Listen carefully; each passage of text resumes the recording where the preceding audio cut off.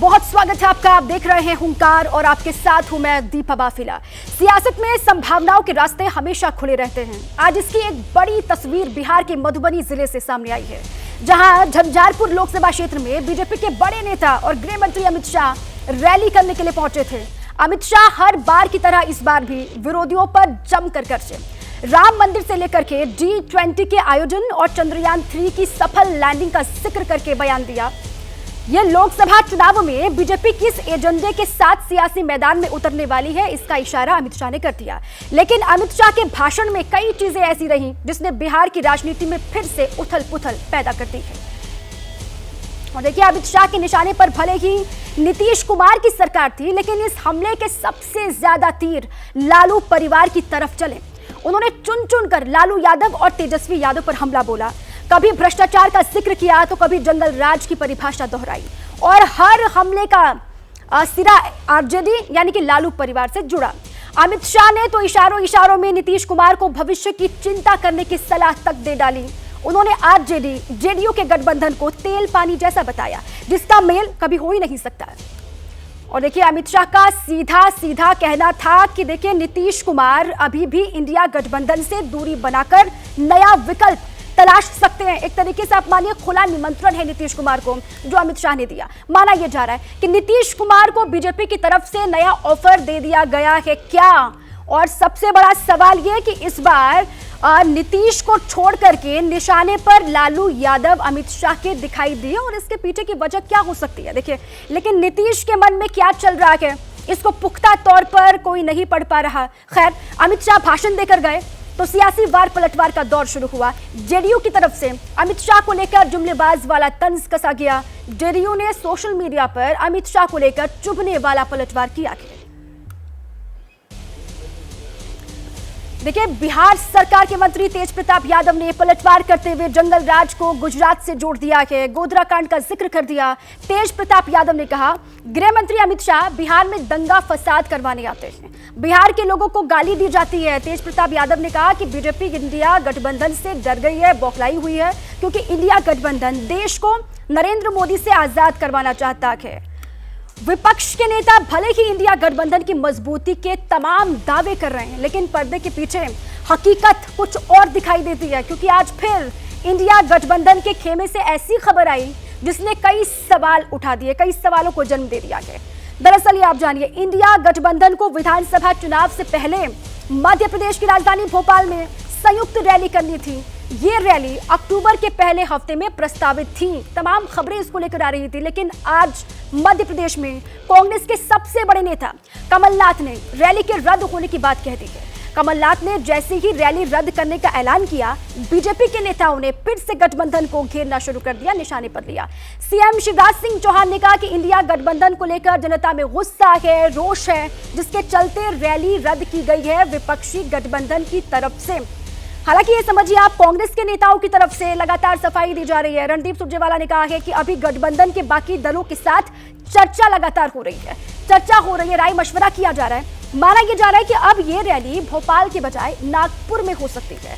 नागपुर में संघ का मुख्यालय भी है, ये समझिए, इसके पीछे भी बहुत सारे मायने हो सकते हैं। ऐसे में इस जगह का चुनाव खास हो जाता है जो इंडिया गठबंधन ने किया है।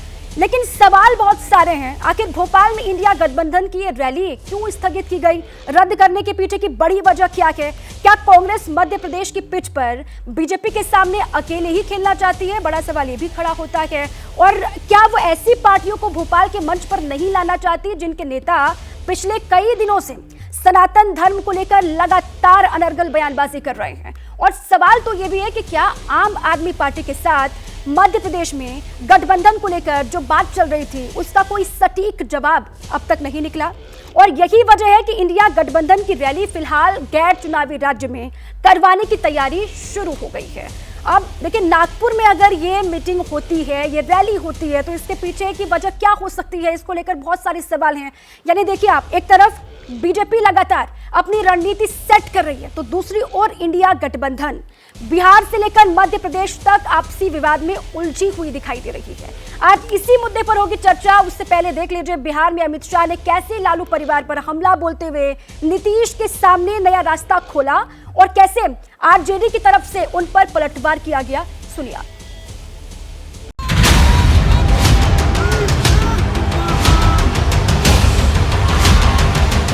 आज मैं बिहार की जनता को कहने आया हूं, ये जो स्वार्थी गठबंधन बना है वो बिहार को फिर से जंगल राज की दिशा में ले जाने वाला है।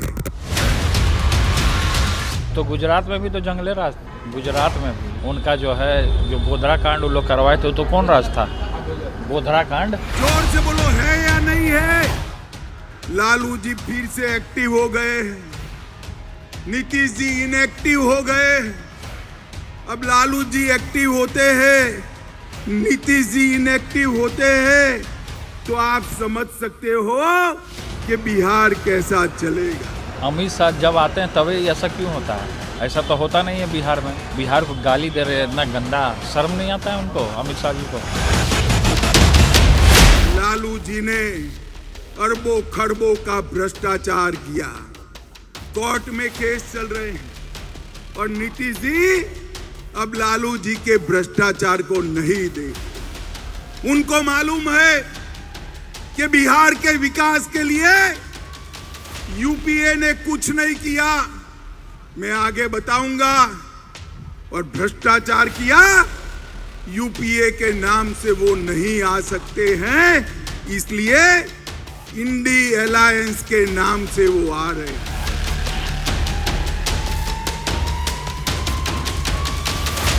ये जेडीयू और आरजेडी का जो मेल है वो तेल और पानी जैसा है, वो कभी एक नहीं हो सकते। मैं नीतीश बाबू को कहने आया हूं, नीतीश बाबू, स्वार्थ कितना भी ऊपर हो, तेल और पानी एक नहीं हो सकते। प्रधानमंत्री बनने के लिए जो गठबंधन किया है वो गठबंधन आपको भी डुबाने वाला। ये जो गठबंधन है ये स्वार्थ का गठबंधन है। लालू जी अपने बेटे को मुख्यमंत्री बनाना चाहते हैं और नीतीश जी हर बार की तरह प्रधानमंत्री बनना चाहते हैं।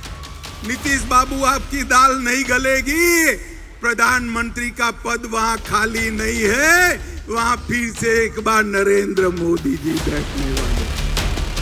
जैसे दिल्ली रास्ता काट देती है ना, उसीलिए बिहार में जिस तरीके से हम लोग काम कर रहे हैं और वो आ रहे हैं हम लोग का बाधा बनने के लिए, रास्ता काटने के लिए। जय सिया राम। जिंदाबाद जिंदाबाद, गृह मंत्री अमित शाह जिंदाबाद।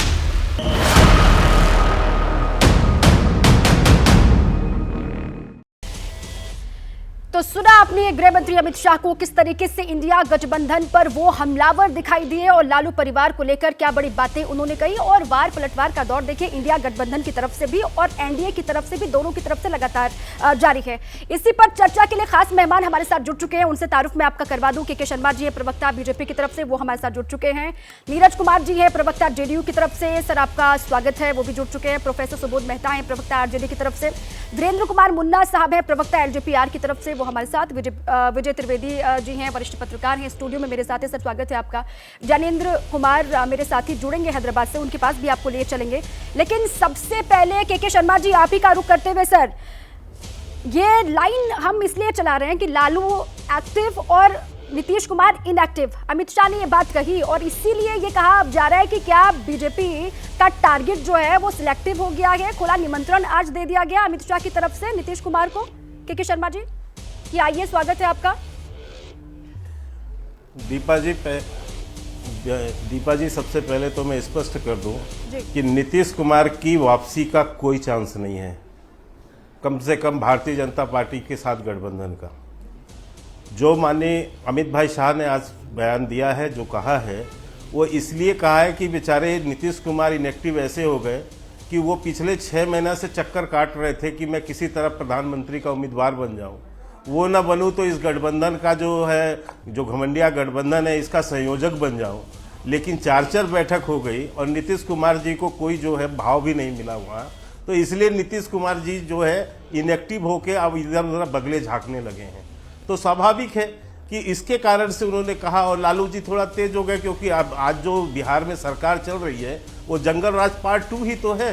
हजारों जो वहाँ मौत की घटनाएं हो गई, आप इन गठबंधन के बनने के बाद किस तरह से वहाँ लोगों पे लाठीचार्ज हो रहा है, बेरोजगारों पे लाठीचार्ज हो रहा है, वहाँ पर जो है शिक्षकों पे लाठीचार्ज हो रहा है, आए दिन आप हत्याओं की घटनाएं सुन रहे हैं वहाँ पर। तो फिर से एक बार आरजेडी का जो असली रूप है जंगल राज का वो सामने आ गया, और नीतीश कुमार कुर्सी बचाने के चक्कर में आज उनसे ये भी नहीं कह पा रहे हैं कि आप ये सब मत करिए, इसको बंद कीजिए।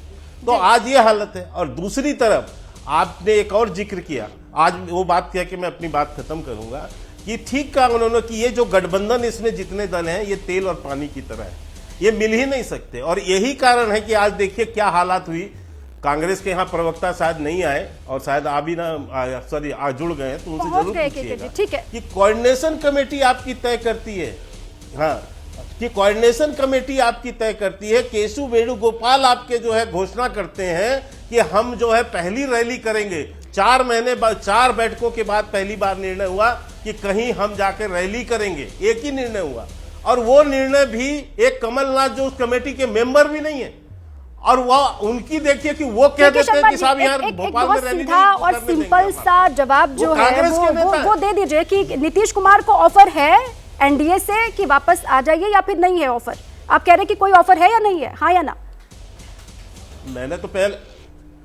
मैंने तो सबसे पहले ही लाइन पे कहा कि नीतीश कुमार की वापसी का कोई चांस ही नहीं है, ना होने वाला। लेकिन मैं जो प्रश्न उठा रहा हूं दीपा जी, इसको जरूर पूछिए कि आज सनातन धर्म का विरोध करने का जो एजेंडा था इन ये विपक्षी गठबंधन का, आज जो है उसके प्रति जो जनाक्रोश देश भर के अंदर है और खासकर मध्य प्रदेश के, क्यों भाग खड़ी हुई कांग्रेस, क्यों भाग खड़े हुए गठबंधन वाले लोग? इसीलिए क्योंकि इनको पता है कि देश में कहीं भी जाएंगे ये सनातन धर्म का अपमान करने का जो इन्होंने एजेंडा लिया है और हिंदू धर्म को समाप्त करने की जो बात कही है उसका खामियाजा तो भुगतना ही पड़ेगा। लौटूंगी आपके पास जो सवाल पूछे अजय उपाध्याय जी, उसका भी आप जवाब दीजिएगा। ठीक है के शर्मा जी, अजय उपाध्याय जी जुड़ चुके प्रवक्ता कांग्रेस पार्टी के, उनका रुख करूंगी अजय जी, लेकिन उससे पहले नीरज कुमार जी है जेडीयू की तरफ से।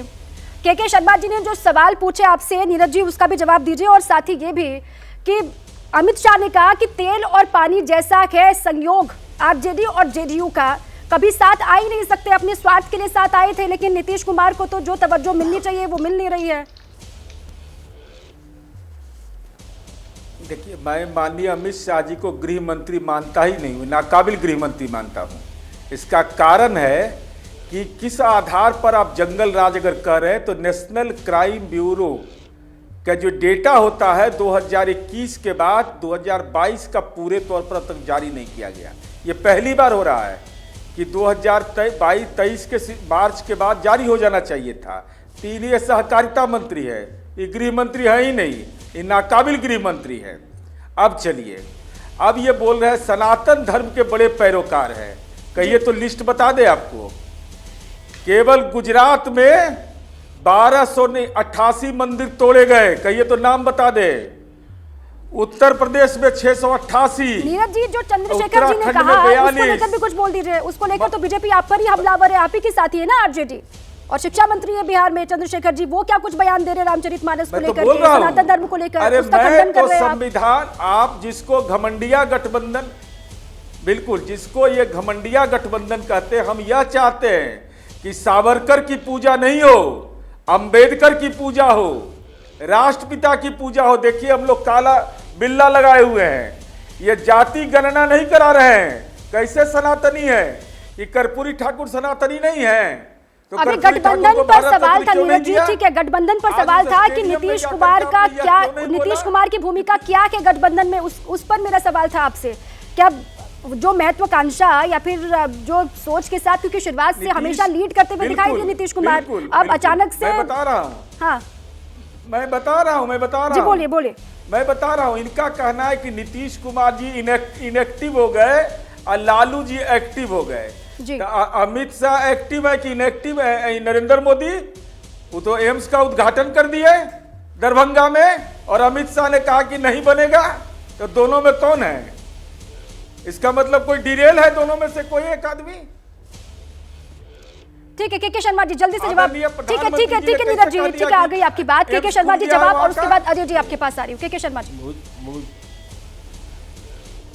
देखिए, नीरज जी जो है स्पेसिफिक प्रश्न का उत्तर देने के आप योग्य भी नहीं अपने आप को मान रहे हैं। एक उत्तर नहीं दिया उन्होंने। मैंने पूछा कि आपकी रैली क्यों रद्द हो गई, उसका कोई जवाब नहीं है इनके पास। अगले बगले मुंह झांक रहे हैं। सनातनी का मतलब ये थोड़ी ना कि जातिगत जनगणना और सनातनी में क्या लेन देन है, लेकिन ये लोग इसका जवाब नहीं दे पा रहे हैं कि सनातन को समूल नाश करने की बात आपने कहा। रामचरितमानस पर जिस तरह से इनके नेता ने आरोप लगाया और जो गलत बातें अपशब्दें कही, उसका जवाब देने के हालात नहीं है। तो ये क्या है कि ये रणछोड़ लोग हैं, ये भाग के खड़े होने वाले लोग हैं। और इसीलिए अरे सुनिए ना भैया नीरज जी, आप क्यों परेशान हो रहे हैं? अरे आप क्या सनातनी हो गए? आप क्या सनातनी हो गए? संसद भवन का जल्दी से नीरज जी रुकिए। आप रामचरितमानस को फाड़ने वाले लोग आप क्या होंगे? जो सनातन आप बीच में मत बोलिए नीरज जी, आपको मिर्ची लग रही है। मुझे पता आप जवाब नहीं दे पाएंगे। आप मुझे पता आप जवाब नहीं दे पाएंगे। अरे बताइए ना, तो भैया आपसे पूछ रहे हैं। दीपक जी बंद कराइए। ठीक है नीरज जी रुकिए, सब लौटूंगा आपके पास तब होगा। अपनी बारे में बोलिए तभी बात जाएगी। ठीक है नीरज जी रुकिए, प्लीज रुकिए, नहीं दिया है। रुकिए नीरज जी, आपको पूरा वक्त दिया सर, आप नहीं बोल पाए, आपको पूरा वक्त दिया। ठीक है के शर्मा जी रुकिए, आप दे नहीं पा रहे। के शर्मा जी आप भी रुकिए, नीरज जी आप भी रुकिए। अजय उपाध्याय जी, युवाओं को रोजगार दिया। अरे रुकिए नीरज जी, आप ही के साथी अजय उपाध्याय जी है मेरे साथ, उनसे मैं जवाब ले लूं। ये भोपाल की रैली अजय जी क्यों स्थगित की गई, क्यों रद्द की गई? क्योंकि इसको लेकर भी अब आप पर बहुत सारे सवाल उठ रहे हैं कि इंडिया गठबंधन में दरार आ चुकी है, जिस वजह से आपकी जो रैली होनी थी भोपाल में वो रद्द कर दी गई है गठबंधन की तरफ से। क्या वजह है जरा बताइए। देखिए दीपा जी, खुश होना चाहिए प्रवक्ता साहब को, के शर्मा जी को। थोड़ा देर खुश हो लें। एक नहीं कई रैलियां होंगी और बहुत जल्द होंगी। आपके शौक को भी पूरा किया जाएगा। उस समय आप शोक संतप्त मत होइएगा और फिर कहानी मत बनाइएगा।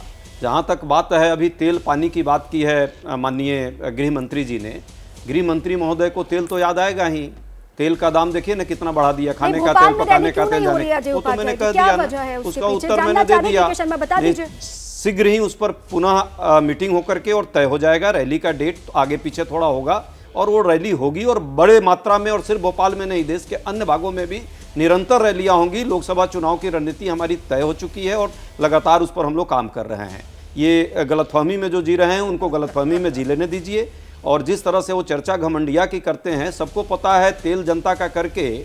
और जिस तरह माननीय गृह मंत्री जी जो है बिहार में जाकर के जो लंबी लंबी लच्छेदार बातें कर रहे हैं, अरे भाई बिहार की जनता इतनी समझदार है राजनीतिक तौर पे, वो आपके पाखंड झूठ को समझती है। जिस तरह से आपने जो वादे किए थे पिछले चुनाव में, कोऑपरेटिव सहकारिता मंत्री भी हैं, ठीक कहा नीरज जी ने, लेकिन सहकारिता भी वो सही से नहीं चला पा रहे हैं। यदि उनको ध्यान होता तो बिहार में उन्होंने वादा किया था चुनाव के टाइम कि 15 उद्योग सहकारिता से संबंधित हम देंगे, एक का भी रिव्यू करके बता दें। जहां तक बात रिकॉर्ड अपराध की बात कर रहे थे, अरे भाई अपराध की बात आप सिर्फ तथ्यों के आधार पर करना चाहिए। 10 सेकंड सिर्फ दे दीजिए, मैं बीच में नहीं डिस्टर्ब करूंगा। गृह मंत्री हैं पूरे देश के, क्या अपराध का डेटा है जो गृह मंत्रालय खुद जारी करता है? हत्या के मामले में नंबर 1 है उत्तर प्रदेश, किडनैपिंग के मामले में जो है नंबर 1 है दिल्ली, जहां गृह मंत्री खुद कहते हैं और खुद उसका रक्षा करते हैं। 8वें नंबर पर बिहार है। महिला उत्पीड़न का मामला जहां देखिएगा राष्ट्रीय औसत 65.5 का है।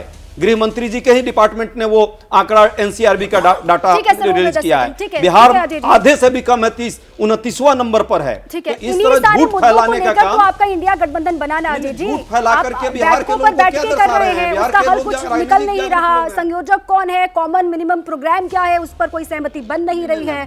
नेता कौन है, नेतृत्व कौन है, बहुत सारे सवाल हम लोग सामूहिक नेतृत्व में विश्वास करते हैं। 2 लोगों की सरकार हमारी नहीं चल रही है। हमारे 28-29 दल हैं, तो सभी का नेता है। आप के साथी में उनके पास चली जाऊं। सुबोध जी, ये सीधे सीधे आप पर आरोप ये लग रहा है, कोई एजेंडा आपके पास है नहीं, मुद्दे आपके पास है नहीं, नेता नेतृत्व सबकी कमी है और सनातन ही एकमात्र एजेंडा के आप लोगों का। इसी के भरोसे आप अनर्गल बयानबाजी भी कर रहे हैं आपके अलग अलग दलों के नेता, और भोपाल में जो रद्द हुई है रैली, उसके पीछे भी वजह यही बताई जा रही है। आप लोग चुनावी राज्यों में जाना नहीं चाह रहे थे ऐसे दलों के साथ जिनके दलों के नेता लगातार सनातन को लेकर, रामचरितमानस को लेकर बयानबाजी कर रहे हैं, और इसी वजह से रैली रद्द की गई भोपाल वाली, ये कहा जा रहा है। दीपा जी, देखिए, भारतीय जनता पार्टी और खासकर अमित शाह जी जो बिहार में बार बार पिछले 8 महीने से 4 बार जा चुके हैं, तो लगातार वहाँ जब भी वो जाते हैं तो दंगा फैलाने की बात करते हैं, डेवलपमेंट की बात नहीं करते हैं।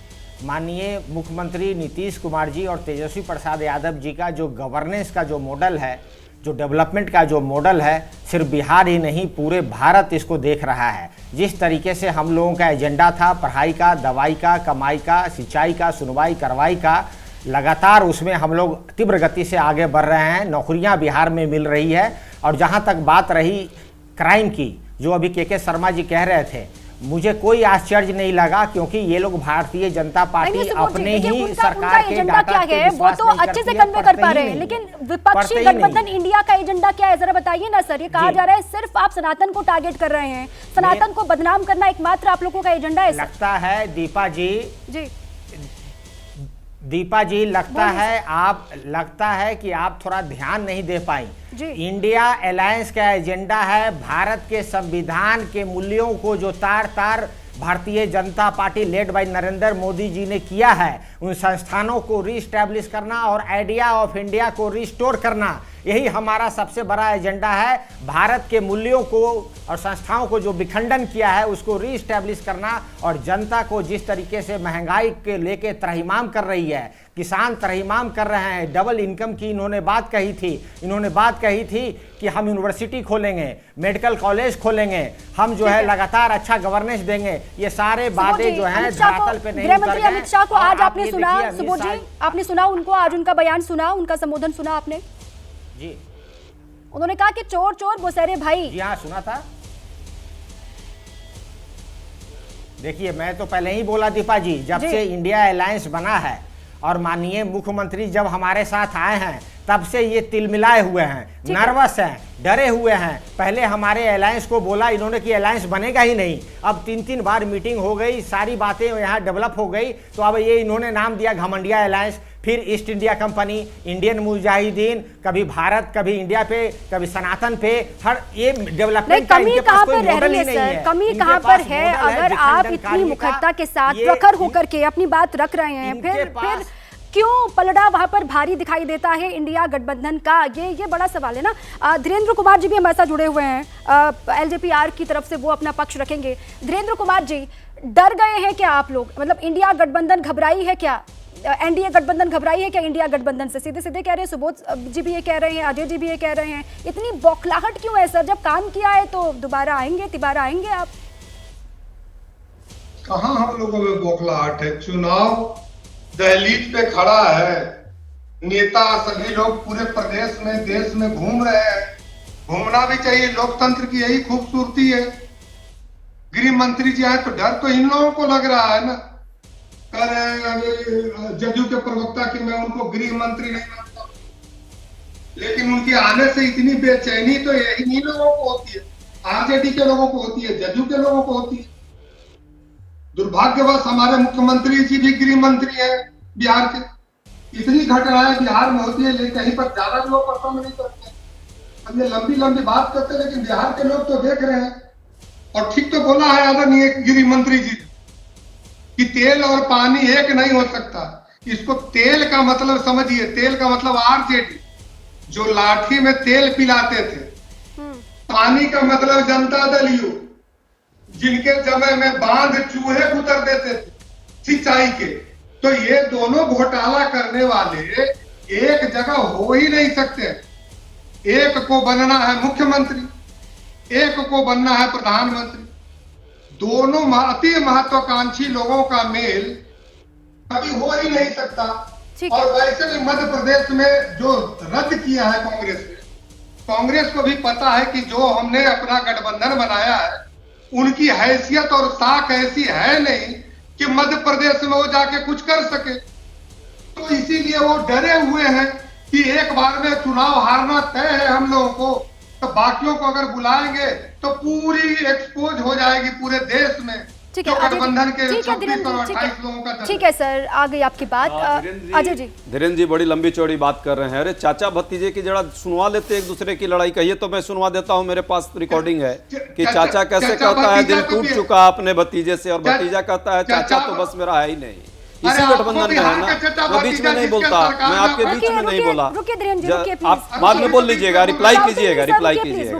ठीक है, आप लोग 38 दलों के गठबंधन वाले जो लोग हैं एक व्यक्ति के साथ खड़े हैं और वो व्यक्ति आपको मानता ही नहीं है नेता, ना आपको राजनीतिक पार्टी, गुटों का दल चल रहा है आपका। जहां तक बात बिहार की है, बिहार में जो गठबंधन बना है तो भाजपा और आप लोगों को इतना घबराहट हो गई है, अंड संड बंड कुछ भी बोलने को तैयार हैं। अरे भाई, जनता ने वोट दिया, जनता ने चुनाव में समर्थन दिया, आपके साथ रह करके आप लोगों ने नीतीश कुमार के पीठ में छुरा भोंका, सबने देखा है। वो आज हमारे साथ आकर के विकास का काम कर रहे हैं और बिहार विकसित हो रहा है, बढ़ता जा रहा है। इस पर भी आपको दिक्कत है तो बिहार पर जो है प्रश्न लगाने का काम कि यहाँ पे जंगल राज करके आप क्यों करना चाहते हैं आप? विजय जी आपके पास भी आ रही हूँ, के शर्मा जी जल्दी से जवाब से। मैं कांग्रेस के प्रवक्ता चाचा भतीजे की बात कर रहे थे, मैं कांग्रेस के प्रवक्ता को भतीजे का एक बयान बताता हूँ। यही तेजस्वी यादव है ना, ये क्या बोलते थे नीतीश कुमार को, मैं नहीं बोलता हूँ दीपा जी, ये पलटू राम का नाम किसने दिया है? ये तेजस्वी यादव ने दिया है नीतीश कुमार को, ये पलटू चाचा। तो ये है चाचा भतीजे का रिश्ता। और यही जो है चाचा कहते थे कि दोस्त का बेटा है, नहीं तो औकात दिखा देता। जो मेल मिलाप हो रहा है, जो मुलाकातें हो रही है के शर्मा जी, उससे तो ये कहा जा रहा है फिर से आप अपने पाले में पलटू राम जो कह रहे हैं नीतीश कुमार को, उन्हीं को लेने की फिराक में है, ऐसी भी अटकलें चल रही हैं। आज तो हमारे साथ आ गए हैं, आपके साथ जो है मैं तो पहले क्लियर कर दिया, चाचा पहले क्लियर कर दिया। से लड़ता है, केंद्र में मंत्री होकर के दोनों लड़ रहे हैं। नहीं, कम से कम इसका तो ख्याल शर्मा जी रख लीजिए, कैसा गठबंधन मुझे बोलने तो दीजिए। अजय जी रुकिए, बोले के शर्मा जी जल्दी से। सर ये कैसे, जल्दी से प्लीज। नहीं, मैं इसीलिए आपको कहा, मैंने बता दिया कि एक पलटू राम कहता है, दूसरा कहता है औकात दिखा दूंगा, दोस्त का बेटा नहीं होता तो ये रिश्ते हैं इनके, लेकिन सत्ता के लिए एक है। मैं फिर कह रहा हूं कि जिस रैली को रद्द किया गया, कांग्रेस की बोलती बंद है यहाँ पर प्रवक्ता की। इतना कौन है? कमलनाथ रैली होगी, कमलनाथ जो 13 दलों का कोऑर्डिनेशन, कमलनाथ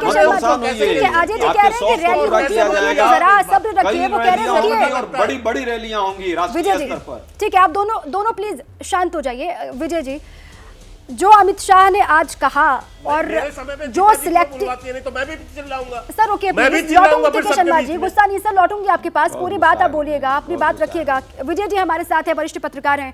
सर, जो आज बयान दिया या फिर जो बातें करने के लिए बुलाया तो मैं उससे ज्यादा बड़ा बदतमीजी करूंगा। अरे रुकिए के शर्मा जी प्लीज, माफी के साथ रुकिए। विजय जी, जो आज बातें कही अमित शाह ने, उसको आप किस तरीके से देख रहे हैं? क्या है उस बयान का पूरा लब्बो लुभाव, और ये भोपाल में रैली रद्द करने के पीछे की वजह आपको क्या दिखाई देती है? और चर्चा ये कि नागपुर में जाकर के रैली करेंगे, ये क्या दिखाता है विजय जी?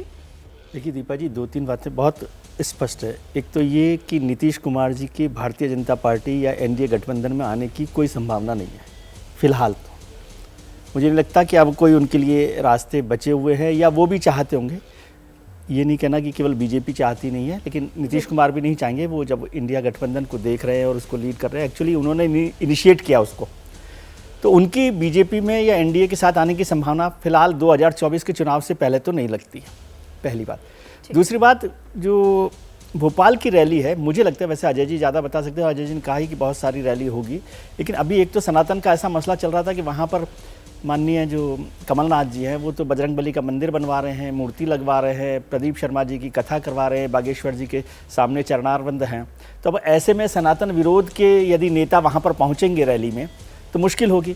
उसमें भी दूसरी परेशानी है कि वहाँ आम आदमी पार्टी भी आएगी, आम आदमी पार्टी वहाँ से चुनाव लड़ना चाहती है।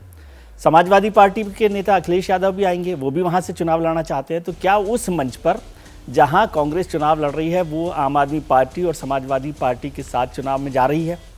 तो ये एक बड़ा कंट्राडिक्शंस वहां पर थे, इस वजह से उसको टालने की बात एक बात ये भी कही जा रही है कि तमाम जिस तरीके से सनातन को लेकर के बयान दिए जा रहे हैं, रामचरितमानस को लेकर के जो आरजेडी के चंद्रशेखर की तरफ से कहा गया, शिक्षा मंत्री है बिहार के, उन्होंने जो बयान दिया उसको लेकर भी ये कहा जा रहा है कि अभी विपक्षी गठबंधन इंडिया बच रहा है चुनावी राज्यों में जाने से उन दलों के साथ जो इस तरीके के सनातन को टारगेट करने वाले बयान। सनातन को लेकर तो वो परेशान है ही ना कि सनातन को, इसलिए वो अभी नहीं चाहेंगे कि चुनावी जो राज्य हैं उनमें चुनाव रैली करवाई जाए। नागपुर तो सेफ साइड है, नागपुर में क्यों?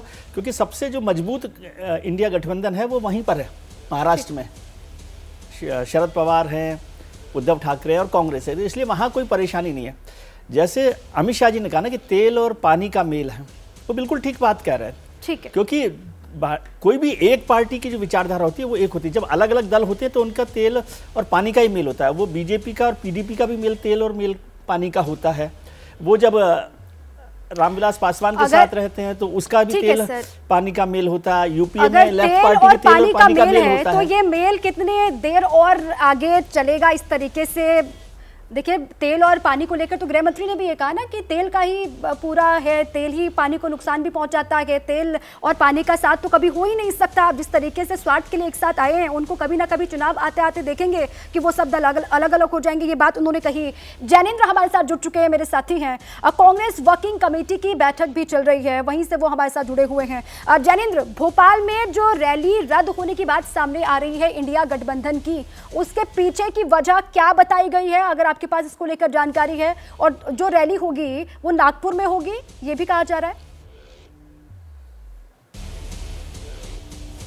फिलहाल तो सूत्रों के हवाले से संकेत मिले हैं कि इंडिया गठबंधन की पहली रैली नागपुर में हो सकती है। हालांकि ये बहुत दिलचस्प है। अब से कुछ दिन पहले ही 13 तारीख को ही शरद पवार के घर पर इंडिया गठबंधन की जो कोऑर्डिनेशन कमेटी, सबसे बड़ी कमेटी पिछले दिनों बनाई गई थी, उन्होंने ऐलान किया बाकायदा कि भोपाल में पहली रैली करेंगे, और उसके कुछ दिन बाद ही रैली जिस तरीके से रद्द कर दी गई। सबसे बड़ा सवाल यही है कि क्या ये सनातन विरोधी बयान जो डीएमके नेताओं की तरफ से बीते दिनों में दिए गए थे, जिसकी वजह से कांग्रेस असहज थी, अगर इंडिया गठबंधन की रैली होती तो मंच पर स्टालिन भी बैठते। और जाहिर सी बात है कि मध्य प्रदेश की जिस तरीके की हवा है, कहते हैं कि आरएसएस की प्रयोगशाला गुजरात को कहा जाता है, लेकिन मध्य प्रदेश को आरएसएस की नर्सरी कहा जाता रहा है। ऐसे में कांग्रेस के लिए निश्चित तौर पर मुश्किलें होती। सवाल यह कि क्या कमलनाथ ने ये रैली रद्द करवाई है? हालांकि इसको लेकर ऑफिशियली कुछ भी नहीं कहा गया है। कांग्रेस के सूत्रों ने ये दलील दी है कि चुनावी राज्यों में चूंकि संगठन जो है वो चुनावी तैयारियों में लगा हुआ है, ऐसे में फिलहाल चुनावी राज्यों में इंडिया गठबंधन की रैली नहीं होगी और संभवतः रैली जो है वो नागपुर में हो सकती है। देखना है इसको लेकर के ऑफिशियली क्या बयान दिया जाता है और पहली रैली क्या नागपुर में होती है। वैसे मैं आपको अंदर की बात बताऊं कि कोऑर्डिनेशन कमेटी की मीटिंग में तेजस्वी यादव ने पटना में रैली करने का भी सुझाव दिया था। हालांकि तब भोपाल पर मोहर लगी थी, लेकिन जिस तरीके से रद्द हो गई है, सीधा सवाल यही है कि क्या ये सनातन विरोधी बयान जो डीएमके की तरफ से दिए गए और जिसकी वजह से बैकफुट पर है कांग्रेस हिंदी पट्टी में, उसकी वजह से क्या कमलनाथ ने ये रैली रद्द करवाई है? ठीक है अजय जी, जो जैनेंद्र कह रहे हैं, एक बहुत ही प्रबुद्ध आपके पत्रकार हैं और बहुत ही अच्छे विश्लेषक भी हैं, लेकिन सच है, ये भी जानते हैं, फील्ड में ज़्यादा कवर करते हैं और इनको समझ है। आज ही अभी थोड़ी देर पहले हमारे राष्ट्रीय महासचिव प्रभारी जो हैं रणदीप सिंह सुरजेवाला जी और कमलनाथ जी ने भोपाल में एक प्रेस को संबोधित किया है और जन आक्रोश रैली जो है कार्यक्रम हमारा 11,000 किलोमीटर की यात्रा अभी शुरू होने जा रही है। एक महीने के अंदर हम जो है इस यात्रा को पूरा करेंगे। सनातन की बात यहाँ कहीं से नहीं है। सनातन धर्म हम सबके लिए पूजनीय है। धर्म पे राजनीति करने वाले को अलग बात है, लेकिन हमारा जो आधार है, हम कभी भी धर्म में को राजनीति में नहीं लाते। हमारे लिए आस्था का केंद्र तब भी है, आज भी और आगे भी रहेगा। लेकिन जिस तरह से भोपाल की रैली की बात बयानबाजी करते हैं सर, तो क्यों नहीं उनसे दूरी बनाते हैं? क्यों नहीं खुलेआम आप कहते हैं कि हम उनसे दूरी बना रहे हैं? देखिए ये क्या निषाद कौन है, जरा देखिएगा किस पार्टी में है, उत्तर प्रदेश से, और किसके साथ समर्थन में है। अभी नरेश अग्रवाल कौन है, किस पार्टी में है, कहाँ है? भाजपा के साथ जिन लोगों ने भगवान राम के जन्म पर ही प्रश्न लगाया है। तो ये जो कहानी ये लोग बनाते हैं ना, नाटक नौटंकी बंद करें। पूरा देश देख रहा है, सियासी सत्ताधारी जो दिखावे का जो हिंदुत्ववादी हैं, ये पूरे देश को तोड़ने में लगे हैं, नफरत फैलाने में लगे हैं। हम देश को जोड़ने वाले हैं। अजय जी, आप ही की बात पर जैनेंद्र कुछ कहना चाह रहे हैं। शांति स्थापित करने वाले लोग हैं। बिल्कुल, देखिए जनाक्रोश यात्रा का ऐलान कांग्रेस ने आज किया है, लेकिन कांग्रेस के प्रवक्ता को मालूम होगा ये एक हफ्ते पहले इसकी योजना बन चुकी थी। कोऑर्डिनेशन कमेटी की बैठक में वेणुगोपाल बैठे थे। वो दिल्ली आने से पहले भोपाल में पर्यवेक्षकों की बैठक करके आए थे और जिसमें जन आक्रोश रैली को कामयाब बनाने के लिए उन्होंने पर्यवेक्षकों को कई सारे निर्देश दिए थे। तो जन आक्रोश यात्रा जो आज कांग्रेस ने ऐलान किया है ये तो पहले से तय था और इसके बाद भोपाल की रैली जो है वो तय हुई। शरद पवार के घर पर ऐलान किया, वेणुगोपाल भोपाल में भी बैठे थे, वेणुगोपाल दिल्ली में भी बैठे थे। तो अब ये जो कैंसिल हुई है भोपाल रैली, इसको लेकर कांग्रेस को कोई ऐसा तर्क देना होगा जो गले उतरे। ये जो कह रहे हैं कि जन आक्रोश यात्रा की वजह से ये संभवतः टली है, ये तर्क गले नहीं उतरती सर। नहीं, सभी दलों का कहीं ना कहीं एक बार फिर हम विचार विमर्श करते हैं और बड़े स्तर पर, बड़े लेवल पर कई रैलियां होंगी, तो ये रैली थोड़ी होनी है। अजय जी थोड़ा सा बता सकते हैं कि दीपा जी, एक बात है, जो बात जयेंद्र कह रहे हैं वो ठीक बात है कि मैं ये समझना चाहता हूँ कि रामचरितमानस में सुंदरकांड, एक पूरा कांड जो है ना हनुमान जी पर बना हुआ है और जो कमलनाथ जी है वो पूरा बजरंग धाम और बजरंगबली की मंदिर और यात्रा सब कुछ कर रहे हैं। अब वहीं पर उस मंच पर आप सनातन विरोधी और रामचरितमानस की बुराई करने वाले लोगों को लाएंगे, थोड़ा सा तो आप अजय जी को स्पेस दीजिए ना। ये असहज करने वाली स्थिति तो होगी ना अजय जी, ये असहज तो करेगा ना आपको। रैली का जो इंडिया गठबंधन के रैली का मुद्दा है वो अलग तरह से है। वो पूरे देश में हम रैली करेंगे, कोई एक भोपाल और एक छत्तीसगढ़, एक मध्य दूसरे तेलंगाना, पूरे देश में रैलियां होंगी। कन्याकुमारी से कश्मीर तक होगी, कच्छ से कोहिमा तक होगी। घबराए ना भाजपा के प्रवक्ता, और घबरा करके आप जो है इतना परेशान ना हो। रैली होगी और बड़े लेवल पे पूरे देश में रैली निकालने वाले हैं अजय जी कह रहे हैं। और देखिए कश्मीर से लेकर के कन्याकुमारी तक वो रैली करेंगे और पूरी तरीके से घेरा जाएगा, आपको बेदखल करेंगे सत्ता से, पूरे कॉन्फिडेंस के साथ कह रहे हैं अजय जी। नहीं, मैं तो बहुत स्पष्ट दो बात कह रहा हूँ। अभी भी देखिए आपके जो रिपोर्टर हैं उन्होंने पूरा इनका नकाब बाहर कर दिया कि एक सप्ताह पहले ये घोषणा कर चुके थे रैली की।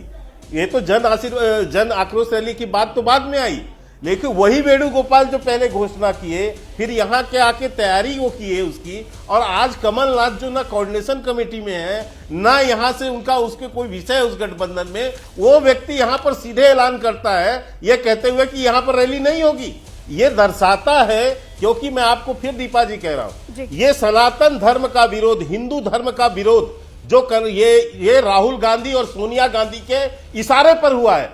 डीएमके ने बाकायदा कहा कि हमारे एजेंडे में तय हुआ है कि सनातन को समूल नष्ट कैसे किया जाए, इसके लिए हमारा समझौता हुआ है, हम इसके लिए गठबंधन में आए हैं। आज वो चीज उभर के सामने आ चुकी है। आज पूरा देश जन आक्रोश से भरा हुआ है इस बात के लिए कि इन जो सनातन और हिंदू धर्म को समाप्त करने का संकल्प लेकर ये जो कांग्रेस पार्टी और ये विपक्षियों का गठबंधन बना है, इसको हम पूरी तरह से जवाब देगी ये देश की जनता।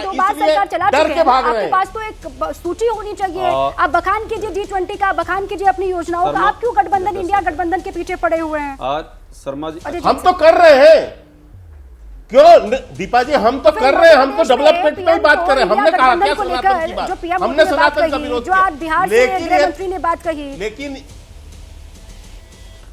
जी के नहीं दीपा जी बिल्कुल सही, हम तो डेवलपमेंट की हर जगह, आज भी अमित भाई ने भी, शाह ने भी इसका चर्चा किया, प्रधानमंत्री जी ने अपनी रैली में चर्चा किया डेवलपमेंट की, हम तो कर ही रहे हैं। लेकिन यदि ये सनातन धर्म को और हिंदू धर्म को अपशब्द कहेंगे, उसको समूल नष्ट करने की बात करेंगे, तो 140 करोड़ ये भारतीयों का और हिंदुओं का जो है ये अपमान है, और इस अपमान को थोड़ी ना सहेंगे। ये क्या विषय नहीं क्या, ये राजनीति से परे है, लेकिन ये हमारे जो है धर्म, ये हमारी जो आस्था का भी विषय है, और ये नाश करेंगे, ये सनातन को समाप्त करेंगे, जिसको ना मुगल समाप्त कर पाए ना अंग्रेज समाप्त कर पाए, ये गांधी खानदान करेगा, ये गांधी खानदान करेगा, जो है सनातन जो इनके सारे इनके गठबंधन के लोग, मैं कह रहा हूं कि बौखला गए हैं, सत्ता जाने का डर जो है सनक सत्ता का हावी हो गया है। अरे जी सुनिए, क्या जिस आपको तरीके मोदी से 10 सेकंड इनका जवाब भी देना सुनिए पहले, जो आपके नेता बयान दे रहे हैं वो आपके लिए असहज स्थिति कर रहे हैं सर, असहज आपके लिए एक सिचुएशन क्रिएट कर रहे हैं, वो ये आप ही को लॉस होगा, इससे आप ही को नुकसान होगा। और इंडिया गठबंधन का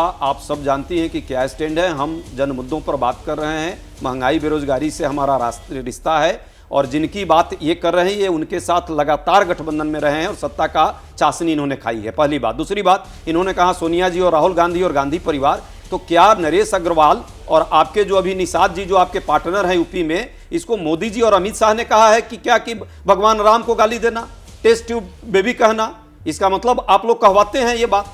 अरे सियासत के लिए, सत्ता के लिए आप धर्म का दुरुपयोग कर रहे हैं, पूरा देश देख रहा है, नफरत बांटने का काम कर रहे हैं। हिंदू धर्म में कहीं भी और दर्शन में कहीं भी नफरत एजेंडा नहीं लेकिन है, अजय जी, शांति का, सौहार्द का एजेंडा है। आप ही के साथी दलों के नेता इस तरीके से बयान देंगे सर, सनातन को लेकर इस तरीके से अनर्गल बयानबाजी होगी, रामचरितमानस को लेकर के जिस तरीके से बयान दिया जा रहा है, स्टालिन, उदयनिधि स्टालिन ने जो बात कही, जो बयान दिया, उसको लेकर तो आप ही पर सवाल उठ रहे हैं सर। भाई भाजपा के लोगों ने क्या कभी निषाद को, कभी अपने साथियों को इन्होंने कभी मना किया? कहते हैं अजय जी, बेरोजगारी का मुद्दा कहते हैं, भ्रष्टाचार का मुद्दा कहते हैं, रोजगार का मुद्दा कहते हैं, विकास कहते हैं, इस मुद्दे पर चर्चा छोड़ के आप सनातन पर क्यों चले जाते हैं सर? चाहते हैं हम तो उन्हीं मुद्दों पर हैं। हमारा मुद्दा आज भी बेरोजगारी, महंगाई, बढ़ती आय की असमानता और इनके मित्र अडानी का मुद्दा है। अडानी पर प्रश्न न किया जाए, इसलिए मुद्दे को भटकाने का काम करते हैं। जिनके साथ पहले ये सहयोगी रहे हैं, आज इनको मिर्ची लगती है, चाहे नीतीश कुमार जी हो या अन्य राज्यों में इनके साथी हो, पीडीपी से टीडीपी तक तो सरकार में रहे, आज सब इनके दूर हो गए तो अब इनको दिक्कत हो रही है। भाई 2024 की घबराहट आपको दिख रही है, आप जाने वाले हैं, इसलिए इतना मत घबराइए और सत्ता में सनक बच जाइए। सनकिया इसीलिए लोग आजकल जनता आपको कह रही है, आपके गठबंधन को सनकिया गठबंधन के सहभागी आप लोग हैं। राष्ट्रीय धोखेबाजी जो अलायंस बनाया है उससे कुछ नहीं होगा। बीजेपी जाने वाली है, आप लोग उनको बेदखल करेंगे, आप सत्ता से उनको बाहर करेंगे, ये पूरा भड़क रहे हैं, साथ कह रहे हैं अजय जी, लेकिन उस तरफ आगे बढ़ना भी होगा, उस तरफ आगे बढ़ना भी होगा। विकास, रोजगार, भ्रष्टाचार, बहुत सारे मुद्दे आप उठाते हैं टीवी डिबेट्स में, लेकिन फिर बात सनातन पर आकर के रुक जाती है, रामचरितमानस पर आकर के रुक जाती है, और ये असहज स्थिति आप ही लोग के लिए बनती है। देखिए, लगातार ये कहा जा रहा है कि इंडिया गठबंधन में दरार है और एनडीए कह रही है कि एनडीए का जोश हाई है। वक्त बहुत कम है, जल्दी से नीरज जी एक बार फिर से मैं आपका रुख कर रही हूँ। अमित शाह ने आज ये भी कहा, गृह मंत्री ने कहा कि पीएम पद की कुर्सी चाहते हैं नीतीश कुमार, लेकिन कुर्सी तो खाली नहीं है, एक बार फिर से नरेंद्र मोदी आने वाले हैं। मैं भारतीय जनता पार्टी के प्रवक्ता को प्रणाम करता हूं, के शर्मा जी को जी, कि उनको ज्ञान बहुत है, माँ सरस्वती का आशीर्वाद उन्हीं को मिला है, बाकी सबको नहीं, क्योंकि ज्ञान बेवकूफ़ बोलते हैं किसी को। मैंने ये भाषाई मर्यादा का यही इनका संस्कार है, सरस्वती शिशु मंदिर में ही पढ़ के आए हैं। ऐसे हम नहीं जानते हैं उनके बारे में, लेकिन मुझे लगता है कि उनसे कैरियर मेरा भी खराब नहीं होना चाहिए। हाँ, हम गरीब घर में जरूर पैदा लिए, बेवकूफ शब्द का इस्तेमाल इन्होंने किया है, तो मुझे लगता है कि राजनीति में मुझे बोलने दीजिए किया है, क्योंकि बीच में बोलना, किसी के बीच में बोलना यही बेवकूफी होती है नीरज बाबू। बीच में किसी को बोलना, डिस्टर्ब करना, ये बेवकूफी कहलाती है। अब आ गए बाबू पर, पर्टिकुलर मेरा नाम लिया इसलिए अब आ गए बाबू पर ना, जलील करेंगे प्रधानमंत्री को। सुन लीजिए, अरे भाई, जिसका प्रधानमंत्री हो, नेता हो, इंटायर पॉलिटिकल साइंस से पास किया हो, जिसके प्रदेश अध्यक्ष को जानकारी नहीं कि 1947 में आजादी नहीं मिली है, तो देश का कायर लोग बैठा हुआ है देश में, वो ज्ञान दे रहा है हम लोग को। 1947 में आजादी नहीं मिली है, कहाँ है कैलिफोर्निया पब्लिक यूनिवर्सिटी? नहीं तो बताइए, आप किसको ज्ञान दे रहे थे? आप किसको ज्ञान दे रहे हैं कि अमित शाह को गृह मंत्री नहीं मानता? अरे 140 करोड़ जनता ने बनाया उन्हें गृह मंत्री। मैं सम्मान आपकी हैसियत का दुरुपयोग नहीं। 140 करोड़ जनता ने अब नीतीश कुमार को लेकर के मैंने सवाल किया था सर कि पीएम की कुर्सी चाहते हैं, लेकिन कुर्सी तो खाली है नहीं, फिर क्या कीजिएगा? लेकिन फिर वक्त की बहुत कमी है। शुक्रिया आपका नीरज जी, के शर्मा जी, अजय जी और विजय जी आपका भी, और साथ ही सुबोध जी और धीरेन्द्र जी आपका भी बहुत बहुत शुक्रिया चर्चा में शामिल होने के लिए। अब आने वाले वक्त में वार पलटवार का सिलसिला किस तरीके से आगे बढ़ता है, किसका पलड़ा भारी दिखाई देता है, जैसे जैसे वक्त बीतेगा और तस्वीर साफ होती जाएगी। फिलहाल ओंकार में अभी के लिए इतना ही। आप बने रहें एबीपी न्यूज के साथ।